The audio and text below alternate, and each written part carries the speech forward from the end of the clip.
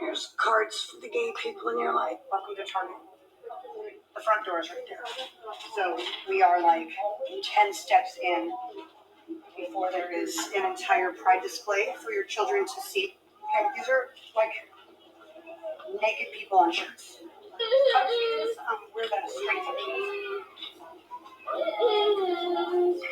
So like shirts that say like straight pride and like hetero is heck. Super cis, you guys have like, so there's gay clothes, but you have like specific straight clothes. Here you go. Oh, I was just curious where the straight section was. I wanted to buy some gifts for my kids. You're not recording me. I'm recording her. I'm recording her. Oh, she's recording me. Okay, where's the straight section for straight kids? Indoctrination of kids, and you're like behind.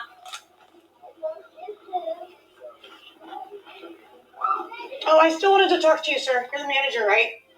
I still wanted to talk to you. Hello?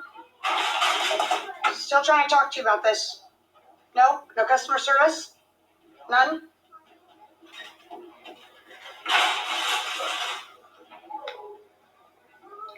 He's refused to talk to me 5 or 6 times now. Hey, welcome back to Enough with the Crazy. So I wanted to talk a bit more about this Target boycott and the latest numbers that are coming in, and in particular, how the CEO of Target is making his last stand against the boycott. He's throwing down the gauntlet. He's going to stay staunch in his support for what Target is doing as good for our society, in spite of what conservatives are doing in their boycott. So I want to read the article and talk about just whether or not this guy is doing the Don Quixote thing. The Target CEO defends pride display adjustments while vowing LGBTQ support. Quote unquote, this has been a very hard day. Target CEO Brian Cornell sent a letter to employees defending the company's decision to make adjustments to its Pride collection in its stores while expressing support for the LGBTQ community. This has been a very hard day for Target, and it follows many difficult days of deliberation and decision-making, Cornell wrote to staff on Wednesday, according to a copy of the letter obtained by Insider. Cornell thanked store employees for steadfastly representing our values while facing uncomfortable situations in recent days, saying it went well beyond discomfort and it has been gut-wrenching to see what you've confronted in our aisles. He then thanked employees at Target service centers for their patience and professionalism through high volumes of angry, abusive, and threatening calls.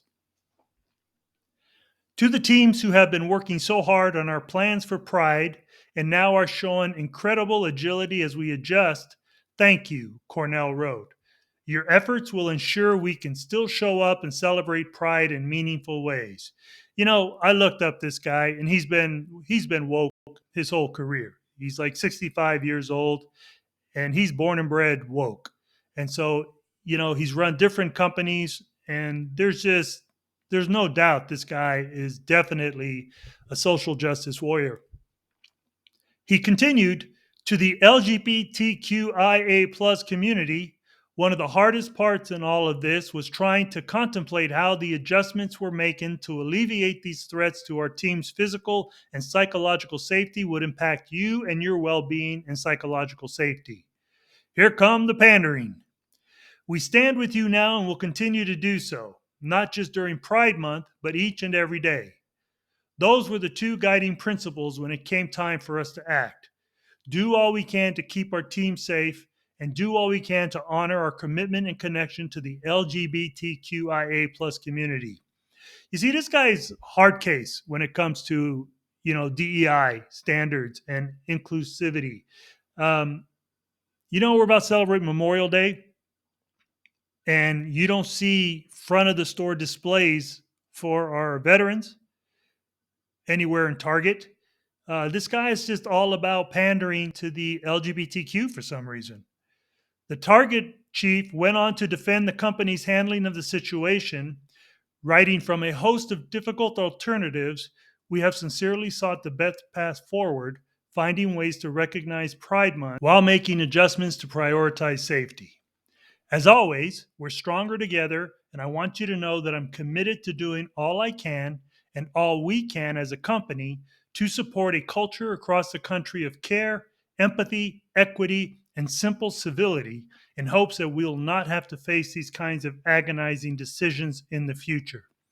The big box retail chain has been facing tense public uproar over its Pride merchandise collection that was prominently displayed in stores. Among its products available in stores include one-piece swimsuits featuring tuck-friendly construction and extra crotch coverage, as well as mugs that say gender fluid. A Target insider told Fox News Digital that many locations, mostly in rural areas of the South, have relocated Pride sections to avoid the kind of backlash Bud Light has received in recent weeks after using a transgender influencer in a promotional campaign. Now, isn't that interesting? The CEO saying it's because of the employees, his concern for their safety. And here we have an insider telling him that the company's just concerned about a similar Bud Light backlash. There were emergency calls last Friday, and that some managers and district senior directors were told to tamp down the Pride sections immediately, according to the insider. We were given 36 hours, told to take all of our Pride stuff, the entire section, and move it into a section that's a third the size, from the front of the store to the back of the store. You can't have anything on mannequins and no large signage, the Target insider said. We call our customers guests. There is outrage on their part. This year, it is just exponentially more than any other year, the Target insider continued.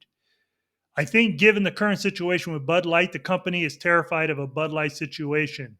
It's worse this year because what you're doing now is you're targeting kids, trying to indoctrinate our kids with the LGBTQ agenda. And you cross the line with that. It's so amazing to think that these billion-dollar companies aren't smart enough to realize that there's a line you should not cross with your customer base. The insider, who has worked at the retailer for almost 2 decades, said Target rarely makes such hasty decisions.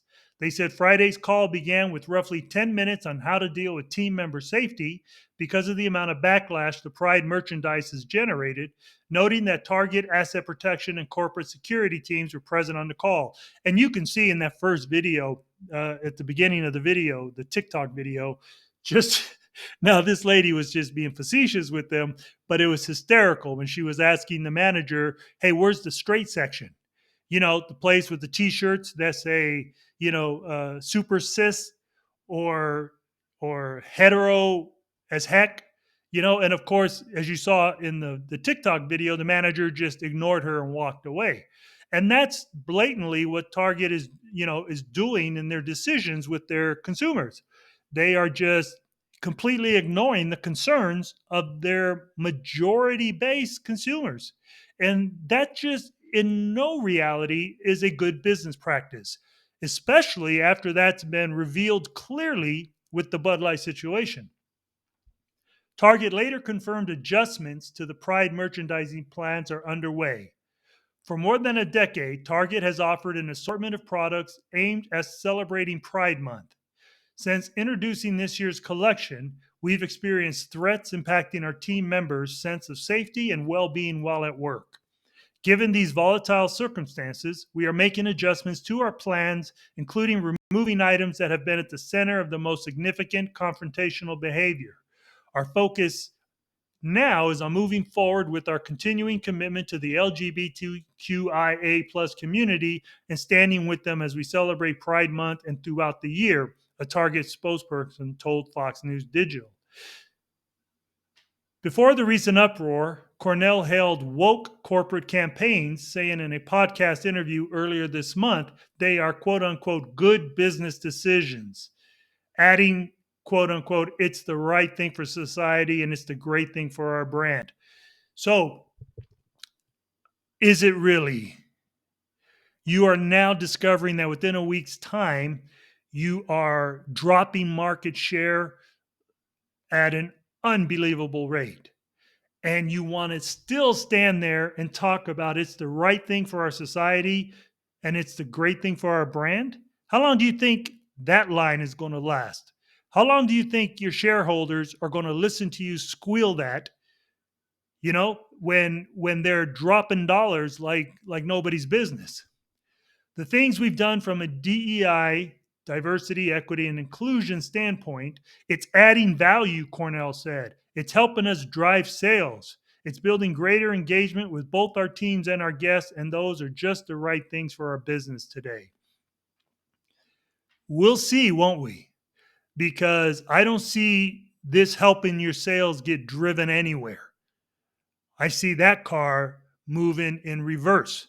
And if you don't get yourself enlightened as to good marketing strategies, you're going to find yourself in the same place as that Budweiser CEO is. And that is not in a pleasant place with his shareholders. Target's market share slipped another 1.6% on Thursday and have dropped more than 12.6% since the furor erupted a week ago Wednesday, as tracked by Dow Jones Market Data Group. That amounts to $9.3 billion in market value. Target did not immediately respond to Fox News Digital request for comment.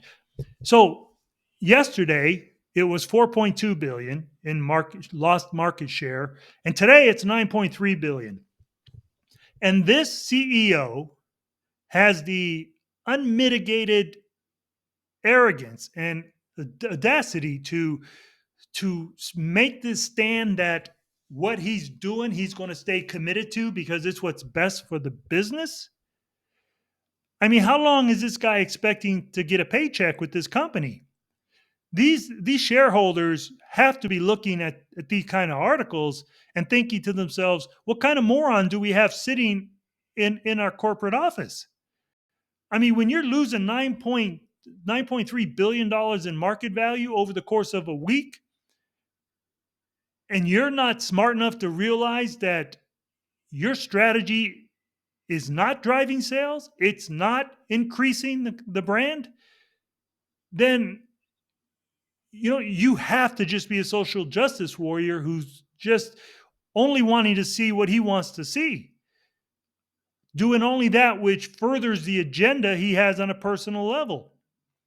Because a CEO who takes this stand while their company is up in flames has one of two options.